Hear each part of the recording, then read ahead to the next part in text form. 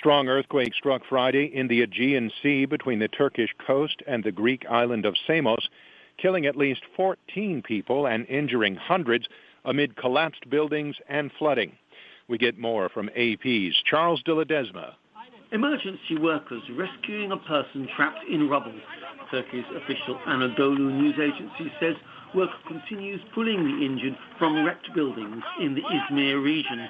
Turkey's Disaster and Emergency Management Presidency says the earthquake was centered in the Aegean Sea at a depth of 10 miles and registered at a 6.6 magnitude, while U.S. experts put it at more like 7. Multiple shocks have struck the region.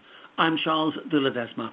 France stepped up security nationwide on Friday to guard against new Islamist attacks following the fatal stabbings at a church in Nice, while Muslims in other countries protested in the streets over perceived French slights to the Prophet Muhammad.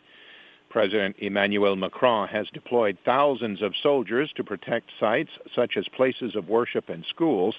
France's security alert was at its highest level in response to the second deadly knife attack in its cities in 2 weeks.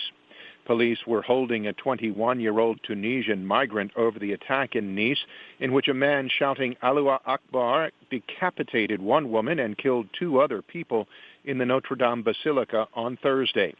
The attack took place at a time of swelling anger among many Muslims across the globe over the issue of French cartoons of the Prophet Muhammad, which they deemed to be insulting and blasphemous.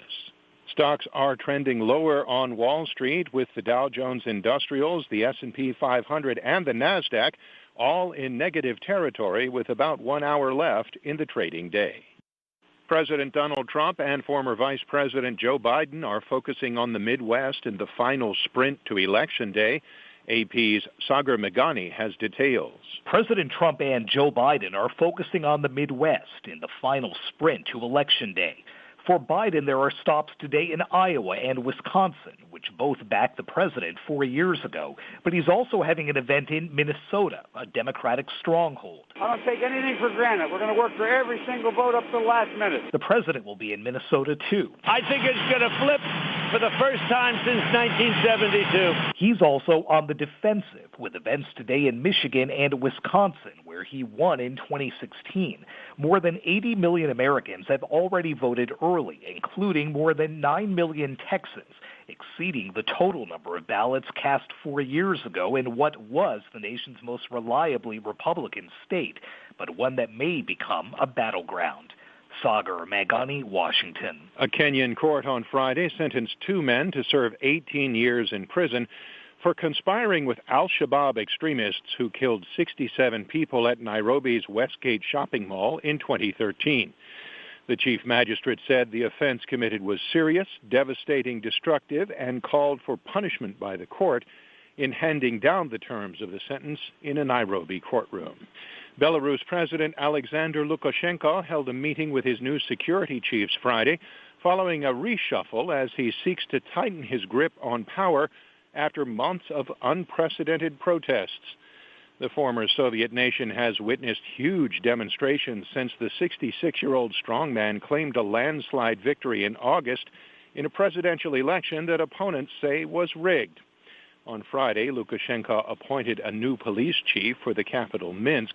On Thursday, he replaced his interior minister and closed land borders with EU members Poland, Lithuania, Latvia, as well as Ukraine, citing the coronavirus pandemic. Wages and benefits for U.S. workers have been growing at a sluggish pace as employers hold the line on pay gains during the coronavirus pandemic. AP's Mike Hempen reports. Total compensation for U.S. workers rose 0.5% in the third quarter. The Labor Department says that's the same as the second quarter and down from 0.8% in the first quarter. For the year ending in September, wages and benefits increased 2.4%, the slowest pace in 3 years. The figures suggest that businesses are closely watching labor costs as they recall millions of workers who were laid off in March and April. Mike Hempen, Washington.